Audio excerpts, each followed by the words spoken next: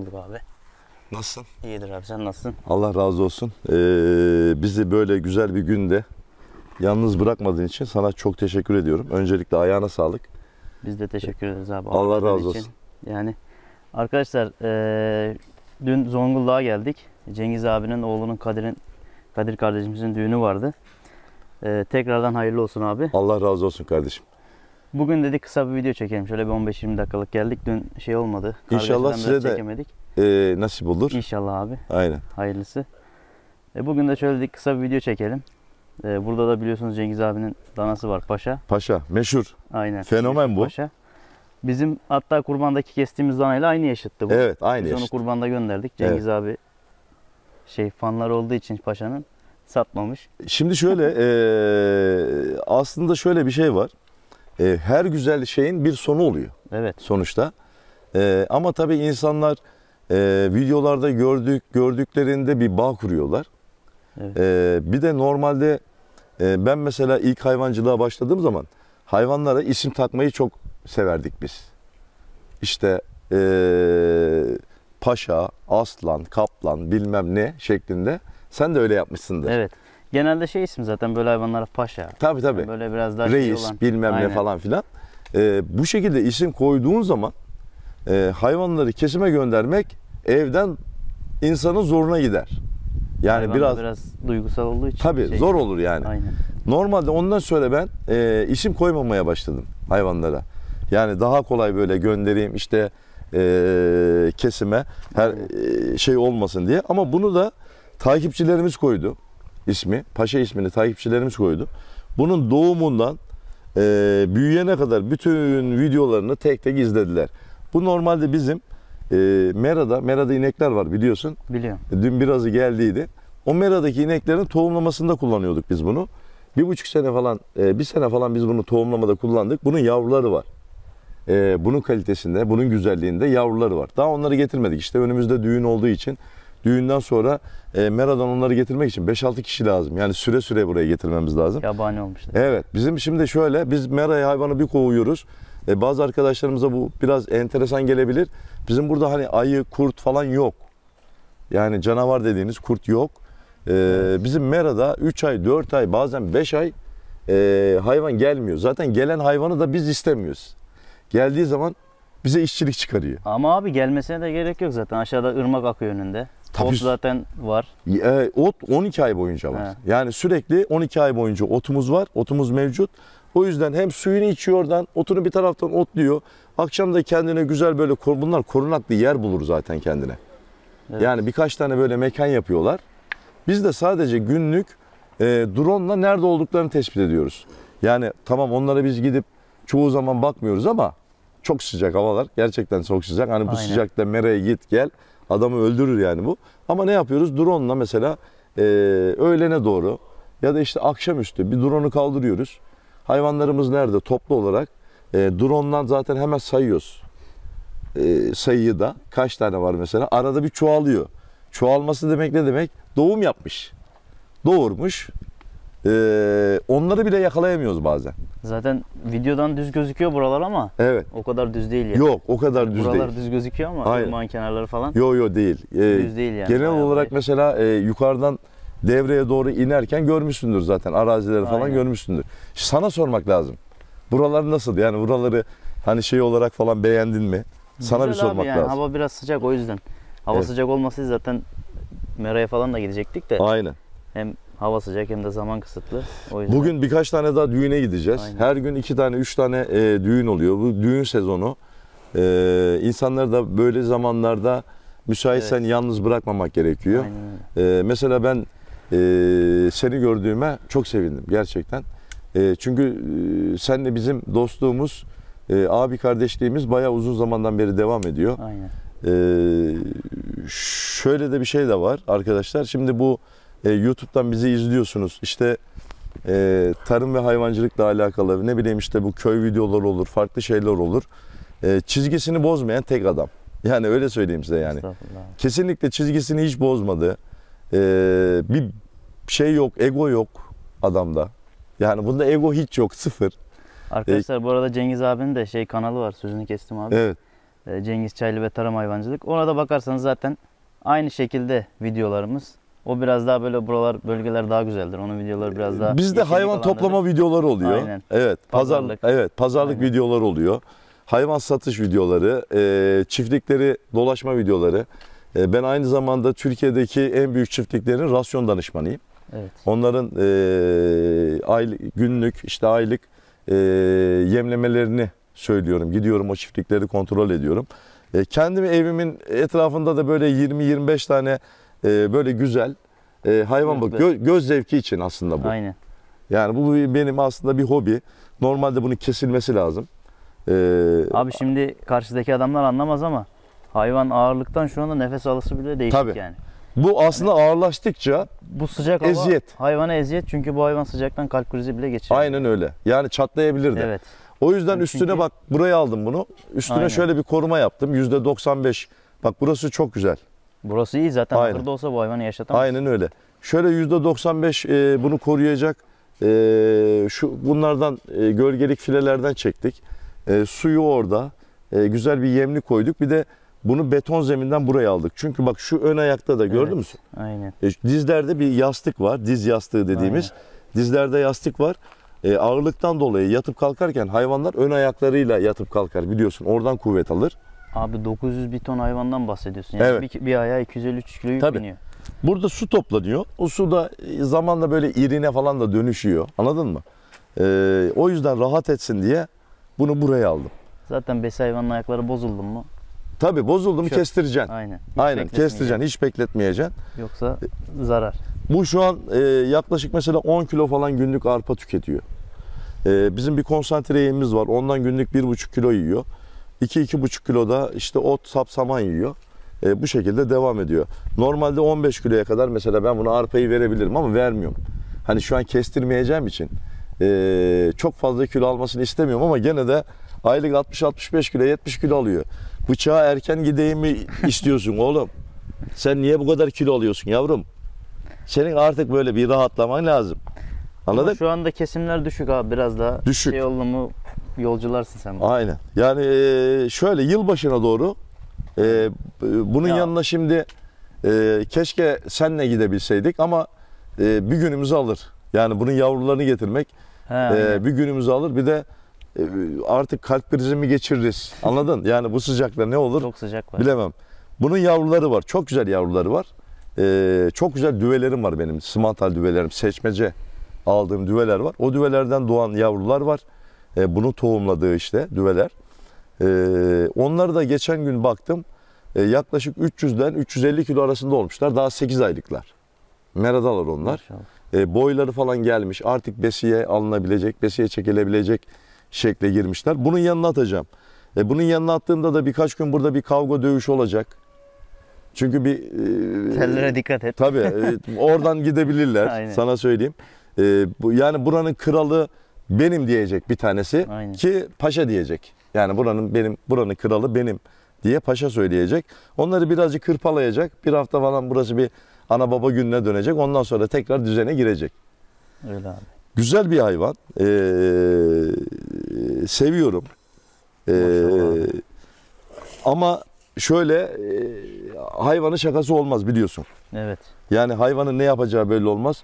Bu şekilde danaların insanları öldürdüğünü de biliyorsun bakıcıları. Aynen. Yaraladığını, sakat bıraktığını. Hatta geçen bizim müşterilerimizden bir tanesinin 7-8 kaburgasını kırdı. Halen daha hastanede mesela yeni çıktı adam. Hastaneden sıkıştırdı. Bunlar da boynuz olmaması çok tehlikeli olmadığı anlamına gelmesin. Bizi izleyen arkadaşlara söyleyelim. Yok abi boynuz zaten hayvan vurma gücüyle de seni şey. Evet. Kaburgalarını Bunu kırar böyle yani. seni alıyor böyle He. kafasıyla. Seni böyle alıyor, fırlatıyor. Yani bunda boynuz olup olmaması çok da önemli değil. Bu kendini sevdirmeyi seviyor. Anladın mı? Bunu böyle ara ara böyle kaşıyacaksın. Böyle kobra gibi, yılanı gibi böyle kafayı kaldırmayı çok seviyor bu. Anladın mı? Boyunda maşallah. Aynen. Güzel bir dana. Bizim de şeyimiz oldu. Maskotumuz oldu. Ama dediğim gibi Yunus her güzel şeyin Bir sonu olduğu gibi. bir sonu oluyor kardeşim. Aynen. Yani paşaya şöyle bir ayağa kaldırabilirsek bir de ayağa kalksın. Şöyle bir yanından Dur bize abi falan. sen bir kalkma bir şey yapar mı? Şimdi bilmiyorum huyunu. yapabilir de. Yani yapabilir. Yani yapabilir. Böyle sakin görünüyor ama. Ha, şöyle eğilelim biraz o zaman yanında. Bunlar etçi ırk. Etçi. Zaten sen genelde simental, Aynen, simental. siyah akbaş gibi Aha. güzel hayvanlara bakıyorsun. Yani senin hayvanların da çok güzel oluyor. Kurbanda o tarz tabii. hayvanları tercih ediyorsun. Baktığın kurbanlıklar falan çok iyi oluyor. Zaten o yüzden kurbana gelen, senden kurban alan kişiler de sürekli seni tercih Evet. ediyor. Güzel bakım yapıyorsun hayvanlara. Aynen. Dededen babadan kaynaklı. Aynen. He? Dedem nasıl? İyi abi, o da Dedemin çok şükür. sağlığı saati yerinde. Onları da getirmek isterdim ama biliyorsun şey olduğu için. Ya şimdi şöyle az önce de konuştuk Hayvan ya. işini biliyorsun. Evet. Hayvancılıkta şöyle bir şey var arkadaşlar. Cenazen de olsa, düğünün de olsa bu hayvanları mutlaka yemlemen gerekiyor. Tabii sen Yani mesela bu hayvanların yanına girmen gerekiyor. Yani. burada bunların işini yapmasan da mesela şu anda geziyorlar. Gübre Tabii, işi tabii. falan yok ama yine başında durman lazım. Ya şimdi şöyle, dün mesela bizim düğünümüz vardı. Sabah 8'de ben ahıra girdim. Akşam da düğüne gitmeden önce, hani buradan çıkmadan önce, tabii siz o arada göremediniz. Ben hemen aşağıdakileri, bunları falan yemledim. Anladın mı? Evet. Yemleyip öyle gittim. Mecbur Yani- abi, bunlar da canlı yani. Aynen öyle. Bırakamazsın, şey yapamazsın. Paşam oğlum kaldır bakalım kafanı az. Şöyle kaldır oğlum. Bak şöyle kaldıracaksın bak. Kobra yılanı gibi kaldırman lazım oğlum. Kafanı kaldır oğlum. Kaldırsana yavrum. Sıcaktan. Aynen, sinekler de çok. Bu göz akıntısı sineklerden oluyor arkadaşlar. Evet. Şu göz akıntısı genel itibariyle sineklerden oluyor. Bunun kremi falan var. Bunun kremini yapmazsan, çok akmaya başlarsa, Ben biliyorum abi, sen bana söylemiştin. evet, gözünü kör de eder. Aynen. Aynen. Geçen Gözüne sene ak zaten düşürür. öyle bir yerden dana aldım. Aynı böyle göl kenarıydı. Hayvanların gözleri neredeyse böyle ağa inmiş yani. Hı hı. Kapanma durumuna gelmiş. O kremden şey yaptım. Düzelir. Yine düzeltti. Aynen. O zaman aramıştın herhalde Aha, sen beni. aradım. He. O kremi kullandığın zaman çok çabuk düzelir. Çünkü sen de böyle mera kenarında hayvan baktığın için dedim. Tabii bizde bilir çok Cengiz oluyor abi. genelde. Yani bizde de çok oluyor. Bizde bir de kene sorunu da oluyor. Oluyor. Yani merada baktığında işte sıcaklıklar 20-22 dereceyi falan gördüğünde artık keneler ortaya çıkmaya başlıyor. Keneye yakalandığı zaman da eğer göremezsen, erken tedaviye de alamazsan bir daha o hayvan kalkamıyor yani. Ölüyor gidiyor. Aslında bu. Evcimen. He? Aynen. Biraz evcimen. Gerçi senin danalar da öyle çok şey değillerdi değil mi? Böyle hani pataküte. Abi vardı Bilmem. işte bunun yaşıtı kurbanda kestiğim. Biraz bunun gibiydi yani. Fazla şey yapmayı sevmiyordu. Çok böyle Bulaşmayacağım. değil mi? Aynen. Bulaşmayacak. Uzaktan seveceğim. Abi ben şurada oturuyorum. Mesela şöyle seviyorsun ya bunu. Evet. Böyle kaşıyorsun ya. Kaşımayı bıraktığında kafasıyla sana vuruyor ya şurada. Ya oturduğu ya yattığı Vuruyor yerde. ama kaşı diyor sana. Evet. Aslında beni kaşı diyor. Aynen. O vuruşu bile yemin ediyorum adamın bir tarafını kırar. Aynen. Yani Abi o şakalaşıyormuş gibi yapıyor evet. mu sana? Ya bu işte şakaya gelmez. Aynen. Ama güzel hayvanlar. Biz genel itibariyle simental ırkını, etçi ırkları seviyoruz. Renk olarak seviyorum bir kere yani. Hani renkleri. rengi- Evet. Abi kurbanda bile bu hayvanlar en önde gidiyor. Tabii. Şeylerden Gelen önce sonra bunlara bakıyor akbaşlar, değil mi? Sonra en sona Holstein'ler kalıyor. Evet. Holstein'lere en son bakıyorlar. Holstein'ler O da zaten mecburiyetten. Zordan satıyoruz yani. Aynen. O kalıyor çünkü. Ya 50 kilo üstünü bu hayvanın 10 lira 15 lira aşağı veriyorsun gene adam Tabii. almıyor yani. Holstein'in eti fazla olmasına rağmen. Aynen. Doğru mu? Evet. Ya şimdi bu gösterişli bir hayvan. Baksana şuna yani. Hani paşa gerçekten isminin hakkını veriyor yani. Paşa gibi bir Maşallah. hayvan. O yüzden zaten besicinin de bak şöyle bir şey de var. Bazen adamlar diyor ki niye yerli ırkları tartıya çıkartmıyorsunuz? Ya biz yerli ırkla kardeşim besicilik yapamayız ki ya. Abi yapsan Şimdi da buna veriyorsun 5 kilo arpa, ona veriyorsun Evet. 5 kilo arpa. O 10 kilo alıyor, bu 30 kilo alıyor. Evet, aynı hizmeti Aynı yapacaksın. yemi yiyor. Aynı yemi yedireceksin. Aziz Allah. Bir tanesi alacak aylık 60 kilo, Aynen. bir tanesi alacak 25 kilo kardeşim. Ben niye öbürkü hayvana bakayım ya? Ben Aynen eğer öyle. yerli hayvanlarla, piç dediğimiz hayvanlarla ben bu işi yapacaksam benim meramın olması lazım. Meraya atacaksın. Kurban hayvancılığı yapacaksın. Mesela bizim şu an topladığımız kurbanlıklarımız var. Önümüzdeki sene için. Şu an merada geziyorlar mesela. Hiç ot ne yem veriyoruz ne bir şey veriyoruz, hiçbir şey vermiyoruz. Kurbana son 4 ay 5 ay kala biz onları içeri alıp bir kısım yemlemeyle şeye çıkartıyoruz. Kurbana çıkartıyoruz. Geçen mesela bir ahırımızda 150 küsür tane kestik bir günde. Diğer ahırımızda da 97 tane mi ne kesildi aynı gün. Evet. Yani ama işlerinde böyle bir hayvan yok bizim. Mesela biz senin sattığın hayvanı biz burada satamayız. Şimdi Doğrudur sen abi. tonluk hayvan satıyorsun. Genelde öyle büyük hayvan Aynen. daha çok göze hitap ediyor. Değil mi? Şimdi bizim 220 kilo eti gelen hayvanı belki de senin orada kimse yüzüne bakmaz. Yok. Çünkü genelde hep büyük hayvan alıyorlar. Bu sene büyük hayvanlar daha çabuk gitti. Evet, bizde de büyük hayvan alan Evet. yok. Bizde küçük olacak. Şimdi yemişi şöyle abi, aynı dediğin gibi simental danam vardı mesela 900 kilo bu sene. 900-950 kilo. Yani 8-10 kilo yem ona da veriyorum. Öbür 500 kilo da aynı yem veriyorum. Tabii. Ondan daha fazla alıyorum. Aynen öyle. Yani ne gerek var? Aynı bakımı yapıyorsun, Aynen. aynı yemeği yediriyorsun, aynı şeyi yapıyorsun. Sonra dediğin yerler bunlardan Evet. fazla yem yer. Bir de şöyle, şunu da karıştıranlar var. Ya kardeşim hayvan. Ya öyle değil bu.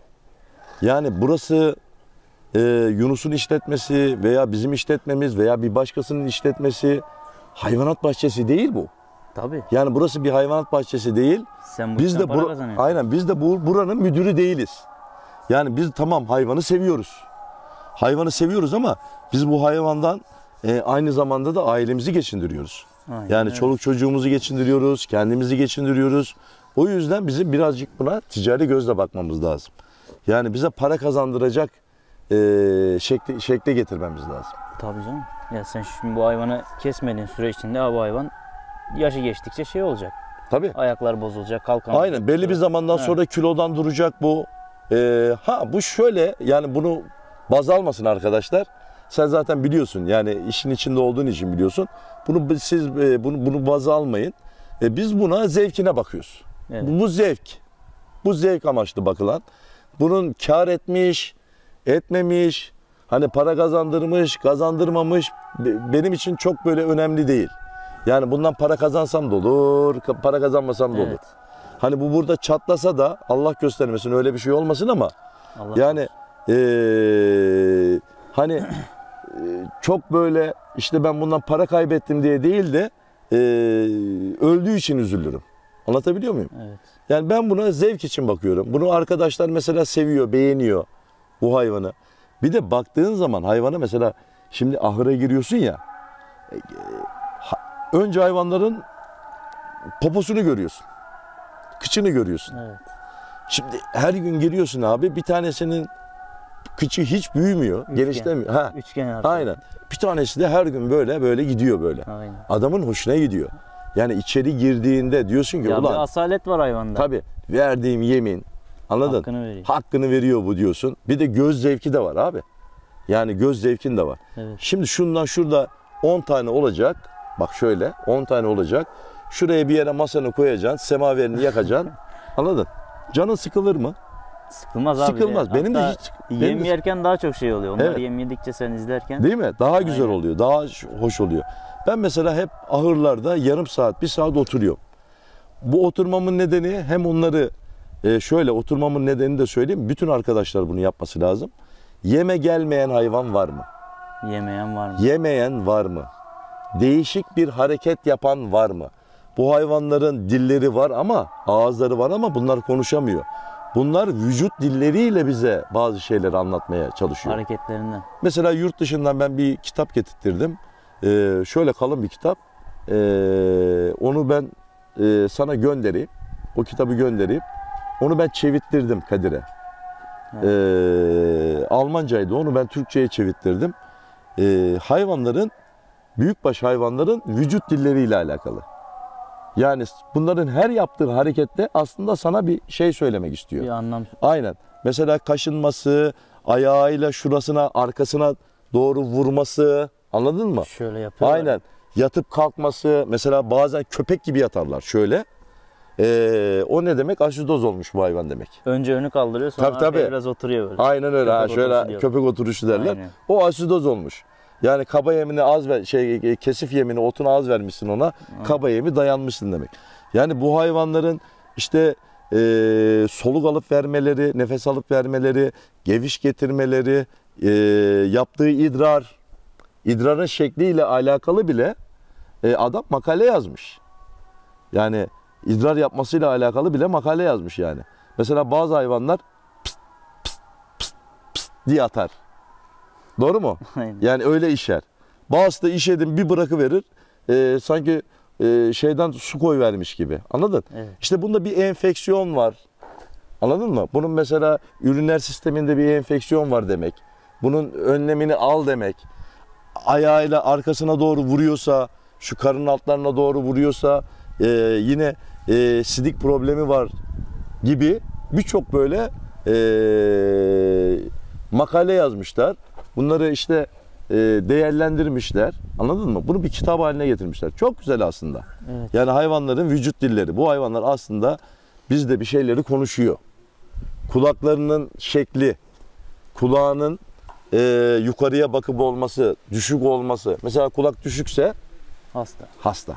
Yani bunda Soğuksa bir hasta. aynen bunda bir problem var demek. Aynen. Bunları öğrenmek gerekiyor, okumak gerekiyor. Her gün yeni şeyler çıkıyor. Mesela biz de her şeyi çok iyi biliyoruz anlamına gelmesin bu. Biz de her gün yeni şeyler öğreniyoruz hayvancılıkla alakalı. Tabii. Ama bu mesleği mesela gençlere ben çok tavsiye ediyorum. Güzel, kazançlı bir meslek.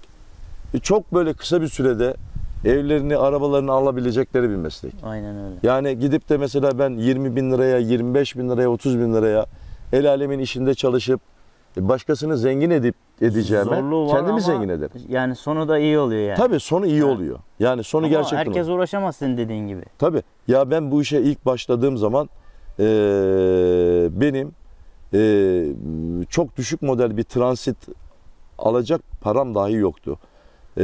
Bir kısmını adama verdim. Bir aylık senet yaptım. Bir ay sonra ödeyeceğim diye. Gelirken de yengen de burada. Mesela yengen de çok iyi bilir.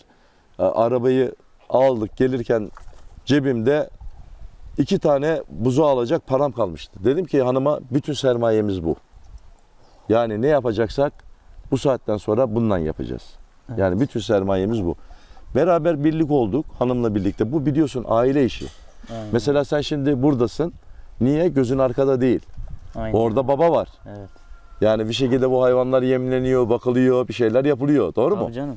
Benim de aynıydı. Hanımla birlikte yapa şu hayvancılıkla uğraşa bir şeyler elde ettik. Kendimizi düze çıkarttık. Güzel bir hayat yaşamaya başladık. Ha bizim de sosyal yaşantımız var. Tabii. Yok değil. Yani bizim de sosyal yaşantımız var. Şu hayvanlara mesela sabah giriyorsun 1 saat bakıyorsun. Akşam giriyorsun 1 saat bakıyorsun. Ondan sonra rahatsın. Gerçi ben rahat değilim de. Yani benim çok müşterim var. Binlerce müşterim olduğu için her gün onlarla uğraşmak zorundayım. Hayvancılık yapan normal bir vatandaş için konuşuyorum. Ailesine zaman ayırabiliyor. Yani ailesine zaman ayırabiliyor. Çok iyi paralar kazanıyor. Şöyle 10 tane danaya baksan 3 senede bir fabrikada çalışacağın parayı 8 ayda kazanırsın. Abi ticaret gibi bir şey. Yani ticaret zaten bu da. Tabii. Yani belki bugün 10 lira kaybedersin, 10 bin lira. Yarın 100 bin lira kazanırsın yani. Doğru. Bir de insanlarla da sosyalleşiyorsun. Aynen.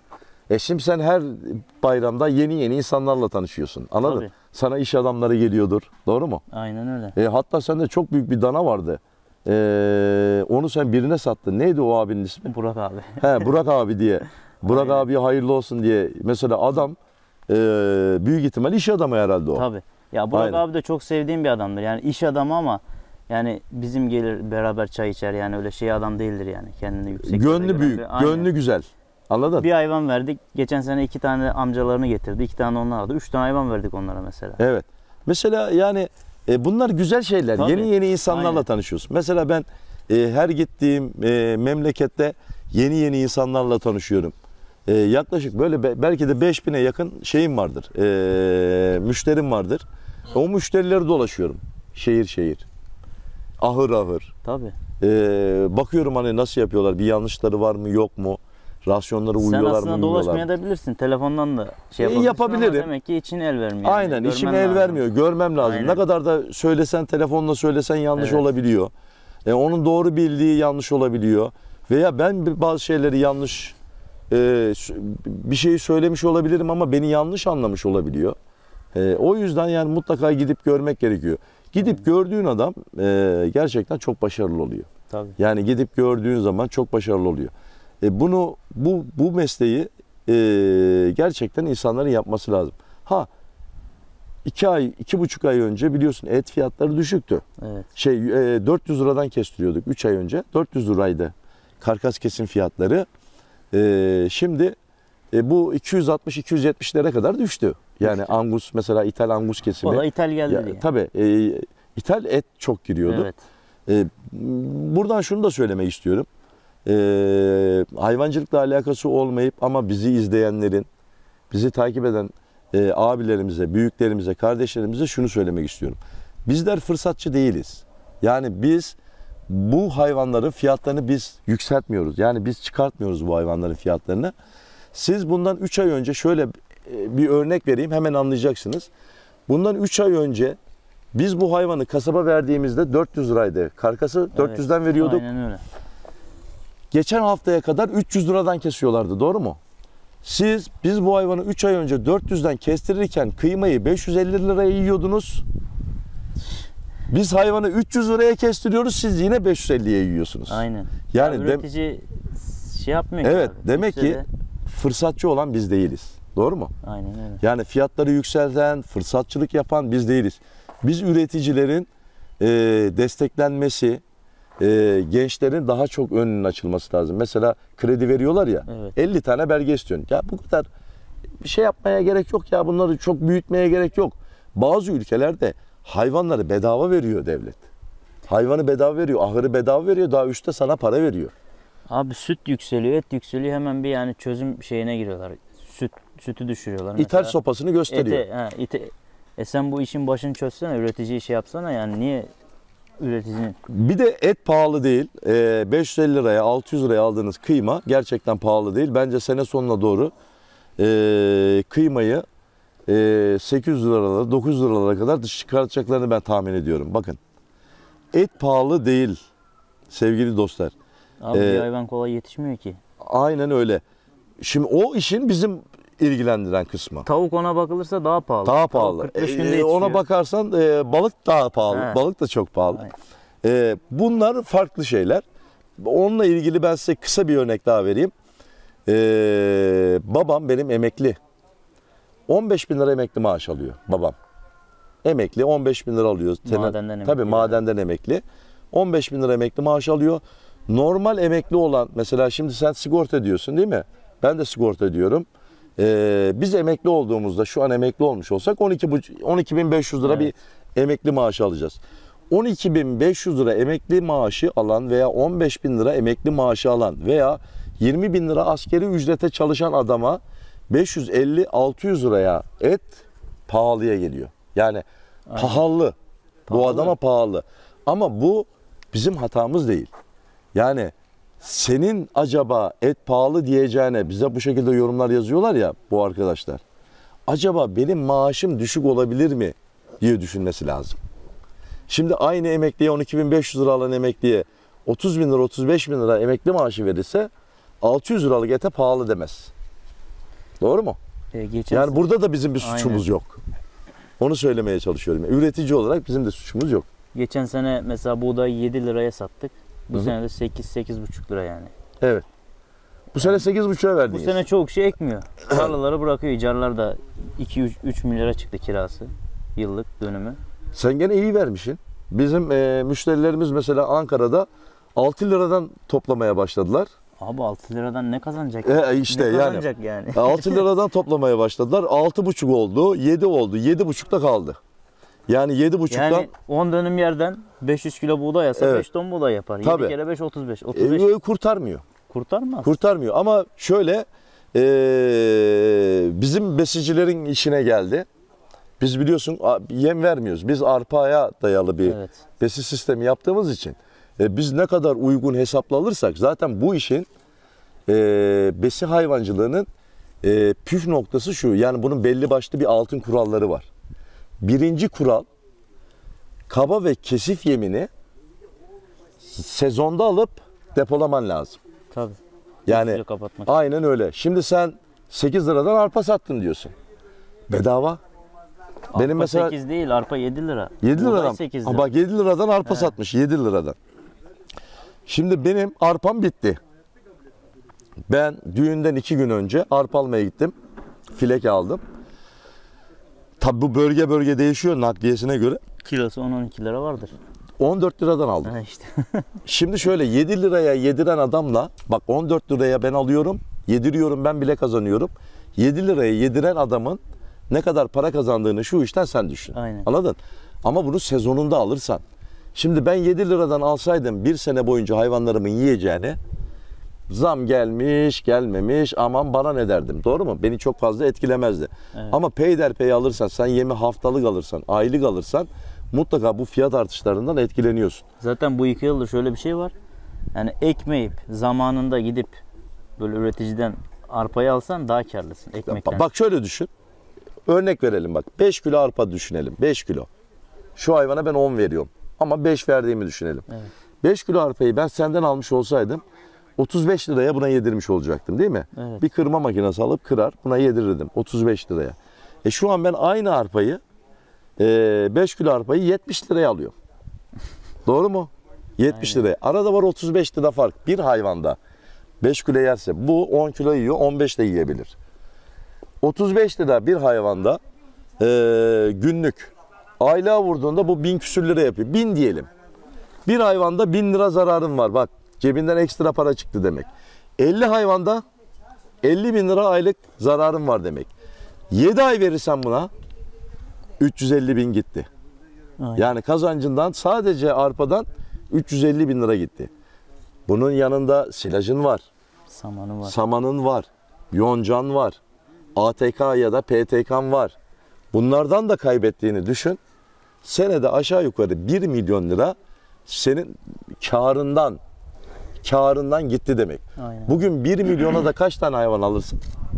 Yani mesela 70 bin liralık Ortalama şöyle 70 lira desen. şöyle güzel simantallerden 12-13 tane Aynen. hayvan alırsın. Yani 12-13 hayvanı senede elinin tersiyle çöpe attın. Hayvancılığın ilk kuralı, bu süt hayvancılığı olur, besi hayvancılığının öncelikli olarak ilk kuralı kaba ve kesif yemini zamanında alıp depolayacaksın. Onu da neye göre alacaksın?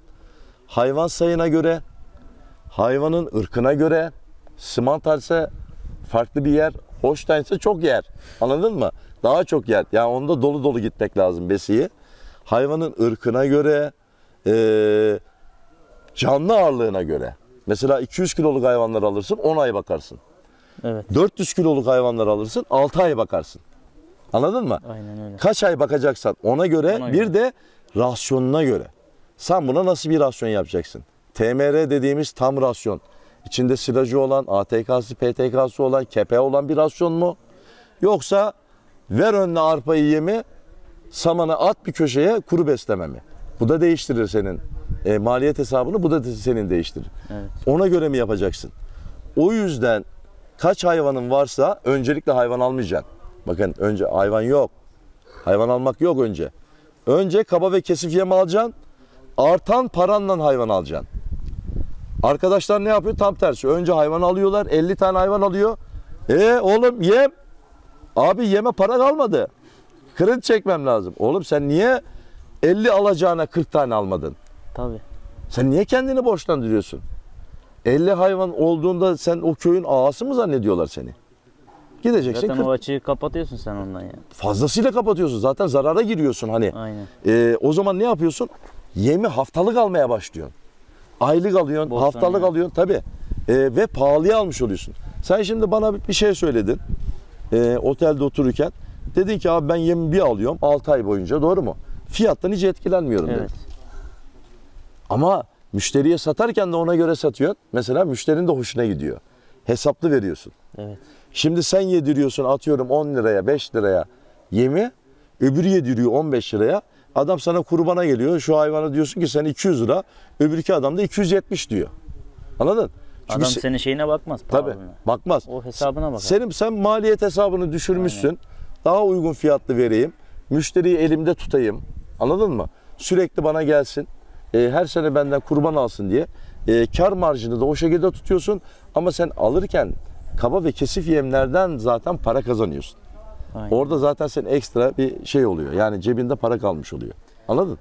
Öyle abi. Hayvan seçimi de çok önemli. Az önce dedik ya yerli hayvanda ben niye içeride bakayım. Şimdi sen yerli hayvan bağlamayı ister misin? Yok canım. He? Abicim, yerli hayvan Her var. gün gireceksin, bakacaksın Aynen. göt aynı. Hiç büyümemiş. Ya psikolojik olarak da Cezbetmiyor. aynen psikolojik olarak da insana hoş gözükmüyor bu. Anladın mı? Evet. Ben içeride bakacaksam, hayvana içeride bakacaksam, kapalı bir ahırda veya serbest padoklu ahırlarda bakacaksam, simantal, siyah akbaş, limuzin, şarole, hayvan. angus, brangus ve bunların melezleri olan hayvanlara bakmam lazım. Çünkü buna da aynı yemi yedireceğim, ona da aynı yemi yedireceğim. Bu çıkacak 8 ayda besiden, piç hayvan çıkacak 17 ayda besiden. Yani niye ben yani amelelik, hamallık yapayım yani? Oğlum, Yavaş yavaş oğlum bizi güzel dinledin ha. kapatalım. Evet. Senin diyeceğin Seni şey. sormak istediğin hani bir şey Sen varsa her şeyi anlattın. Gerek Aynen. yok yani besicilik hakkında. bunu şey biz hakkında. sabaha kadar konuşuruz. Aynen. Yani- Şey bitmez yani. Evet. Kaldıracağım. Hayvancılıkla alakalı biz sabaha kadar konuşuruz. Dur ben kalkmadan bir fotoğraf çekeceğim. Evet. Arkadaşlar öncelikle tekrar ayağına sağlık kardeşim. Geldiğin Senin de için abi. çok teşekkür ederim. Seni gördüm var ya çok mutlu oldum. Biz de Yani abi. gerçekten çok mutlu oldum. Düğün nasıldı onu da şey yap. Düğünü beğendin mi? Düğün güzeldi yani hem yani Evet. yer olarak, mekan olarak, katılım olarak. Evet. Çok kalabalıktı. Güzel Güzeldi. bir çevre yapmışsınız abi. Evet. Onu gördük. Allah razı olsun. Yer Burada de güzeldi. severimiz çok. Aynen. Evin önündeki köçek oyunları falan vardı. Onlar daha güzeldi. Onları ilk defa gördün değil mi? Onlar da Evet. güzeldi. Onları Cengiz abinin kanalından da izleyebilirsiniz. Biz Evet. çekemedik. Köçek oyunları vardı. Aynen. Güzeldi. Güzeldi yani. Rabbim inşallah size de nasip eder. Aynen. Hayırlı uğurlu olsun. Allah utandırmasın. İnşallah sizinkilere de geliriz. İnşallah. Sizin de o mutlu gününüzde sizi biz de yalnız bırakmayız. Bırakmamaya çalışırız. Zaten o kadar uzak değiliz. Aramızda 500 Yo kilometre bir değil yer var. ya. Ben zaten buradan bir solukta oraya Aynen. geliyorum. Anladın? Yani Bir buradan solukta çıktın mı geliyorum. hiçbir yere sapmadan direkt İstanbul'a geliyorsun. Geliyorum. Bir Aynen. solukta geliyorum yani. Yunus kardeşimi hakikaten çok seviyorum. Ailecek seviyorum yani. Çok iyi insanlar. Dediğim gibi hiç böyle nasıl söyleyeyim egosu yüksek, kendini beğenmiş bir insan değil. Hiç bozmadı yani. Bu adamı 4 sene, 5 sene önce nasıl tanıdıysam gene aynı. Yani hiçbir şey yok. O yüzden siz de bunu çok sevdiğiniz için az önce şeyine baktım, abone sayısına baktım. Uçmuş gitmişsin yani. Gerçekten bayağı bir ilerlemişsin. Takipçilerimiz de o yüzden Evet, şey seni yapıyor yani. senin işte bu Aynen. duruşunu sevdikleri için Evet. o yüzden. Ben belki videolarda biraz böyle sert gözükebilirim ama şeyim birazcık öyle. Ama o öyle çok sert bir insan değilim. Elimden geldiği kadar herkese yardımcı olmaya çalışan bir insanım. İnşallah siz de sosyal medyalarda Yunus gibi arkadaşlarımızı izleyerek bu hayvancılığa merak sarar, bu hayvancılığa girersiniz diyelim arkadaşlar. Ben Evet son abi. söz söyledim. Hepinizi seviyorum. Buradan Yunus'u takip eden tüm abilerimize, büyüklerimize, küçüklerimize, dostlarımıza selamlar olsun diyorum. Öyle arkadaşlar. Cengiz abiye de teşekkür ediyoruz. Eyvallah kardeşim. Videomuz burada son buldu. Biz de şimdi zaten yavaş yavaş çıkacağız. Abi tekrardan teşekkürler. Ne demek kardeşim? Allah razı olsun. Sen de sağ ol. Görüşmek üzere. Sen şuradan bak şöyle birkaç tane fotoğraf al. Dur ben yanında çekince. Aynen. Dur lan. Yanına doğru otur. Bak şöyle istiyorsan sopayla mı seveceksin? Sopa daha iyi abi. Al. Yanaşmayayım. Bak sopayla şöyle boğazını sev. Boğazını seversen ya da şey yapayım sana dur. Fırça vereyim mi? Fırçayla tam kaldırıyor kafayı. Vallahi gerek yok ya. Bak fırçayla tam kafayı kaldırıyor. Getir o zaman. Dur. Şuradan fırçayı versene enişte. Bak şurada kırmızı fırçayı. O. Bak önünüzde. Sırtı iyi kaşın. Yok. Yunus boynunun altını kaşığı vereceksin tamam mı? Oraya çömeleceksin. Boynunun altını kaşığı ver bak. Bayılacak. Elinden sopayı bırak. Ha, ya, otur yanına ha. Kaldırdı. Şöyle kafasını bir elinden de kaldır ha. Çek şimdi bol bol.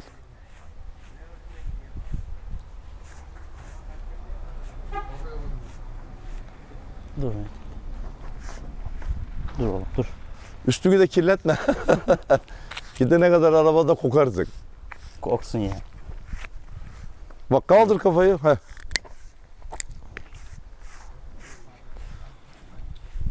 Ben de çekeyim lan.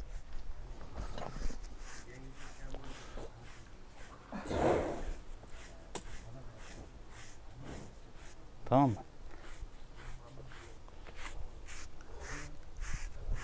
Ben de çektim.